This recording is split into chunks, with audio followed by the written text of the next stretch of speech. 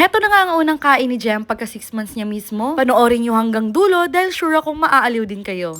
Kinabukasan nga after mag 6 months ni Jem ay agad-agad na namin siya pinakain. Sa mismong araw kasi ng pagka 6 months niya ay ang dami naming lakad. Kung nakita niyo yung previous vlog namin. Nagpa-earring siya, bumili kami ng high chair, bumili kami ng mga gamit niya pangkain. At yung mismong pagkain na una naming ipapakain. Sabi nga ng tita doc niya or yung pedya niya ay kailangan pa isa-isang pagkain na muna. For the whole week, pwedeng patata muna. Next naman kalabasa, depende na sa amin yun. Una nga namin pinatikim sa kanya ay ang patata. At kita niyo naman sa itsura niya, hindi niya gusto yung lasa. Kaya nga naman nag-initiate yung mind niya at humingi na nga ng tubig kahit hindi niya pa natikman din yung tubig. At hindi niya alam na pwede palang pantulak yung tubig. O diba? Ganyan katalino yung mga bata. Hala, tingnan niyo si Jem, yung kamay niya nagdudamat na. Hindi ko nga alam kung tama yung pagkagawa namin sa pagkain kasi first time namin gawin to. Si Macy kasi dati, gerber at sarila kagad ang takbuhan ko. Tamad akong gumawa ng ganto. Pero ngayon kay Jemica ay abay hands on yung dada niya. Ashush, may pakit-cute pang nalalaman ng batang to. Ganda ng pilik mata mo, Jem, pero usog. Oh, okay ka pa ba dyan? Labanan mo yan. Hindi ka pwedeng maging picky eater gaya ko. Dahil baka magiging 3 na tayo. Kasali ang ate mo. Pinainom na nga ng gatas ng dada at pati gatas. Parang may trust issue na siya. At dahil nga ay ayaw niya sa patata, ay word na word ang dada. Kaya imbis na dapat sundin namin yung sabi ni Tita Doc, ay mukhang malabo na. Sa unang araw din ng kain niya, ay ino-observe namin kung ano yung chew niya. Papasok ba or palabas gaya ng ibang bata. Luckily, while learning, nakuha sa akin ni Jem yung habang nag-o-observe pa ay naa-adapt na. Pinapakita namin sa kanya ang tamang pagnguya at ayun nga'y nakuha na.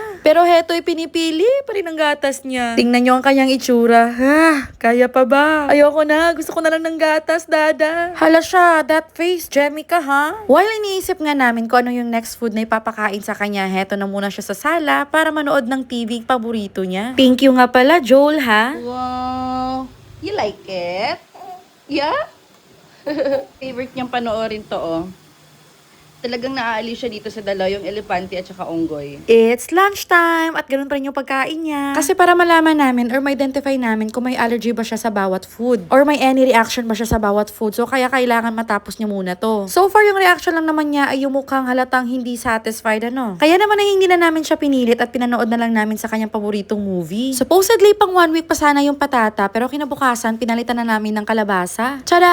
Ang aming bagong ligong bata. This time, eto yung literal na puree for me. Yung medyo mabasa-basa. Akala nga ni Jemica ay pangit pa rin ng lasa pero nung natikman niya ay nag-moment muna siya bago niya nasabing okay naman pala. Haro Diyos ko, eto yung lasang gusto ko. Ba't ngayon niya lang binigay ito? Akin na nga yan. Ako na mismo susubo. And as what you can see, pasok kay Jemica yung kalabasa. Sabay hirit sa camera, okay ba yung itsura ko dyan, mama? Hindi na ba ako mukhang maarting bata? At tignan nyo, magaling na siyang ngumuya. At dahil dyan, 1 week mong pagkain ang kalabasa. Then next week, ano na naman kaya? Parang chef lang na nagja-judge ng pagkain ah. Heto nga tumatawa na siya. Gusto mo bang maging katulad ni Dada paglaki mo, Jemica? Tignan nyo naman kung gaano kaarte yung Dada. May pa-wipes-wipes pa. Expected mo sa bata, madudumihan talaga. Pero siya, bawat subo, linisan agad talaga. 'Di ba, Jemica? Ay baka magmana ka sa Dada. Magiging OC ka din bigla. Nakakatuwa dahil gaya ko, paborito din ata niya yung kalabasa. Sarap naman ang food trip mo, Day. Ang dami niyang nakain nito kaysa sa patata. Siguro din ay super dry yung patata. Iba kasi ang timpla nitong kalabasa.